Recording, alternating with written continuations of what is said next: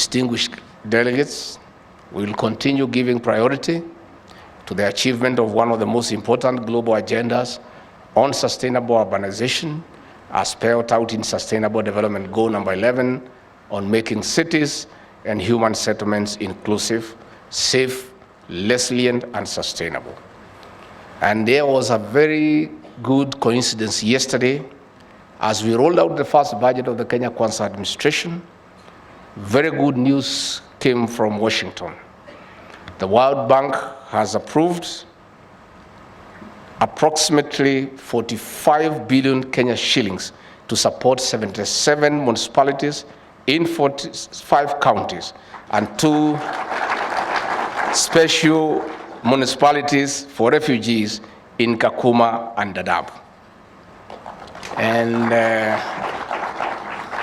the irony of that announcement from Washington is that as the world and international institutions acknowledge the importance of urbanization, slum upgrading, and affordable housing, characters here in this country are opposed to the same.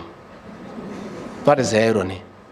Because we believe that there is a great amount of wealth. In fact, Your Excellency, when you think about the GDP of this country, urban areas contribute to the largest portion of the GDP of this country.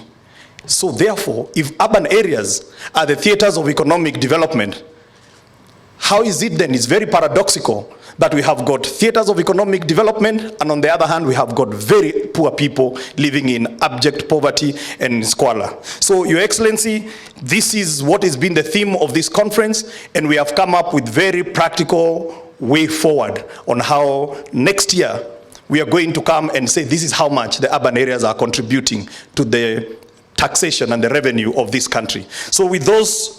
Your Excellency, the theme of this conference was "The Future is Urban: Strategic Pathways to Inclusive and Sustainable Urbanization in Kenya."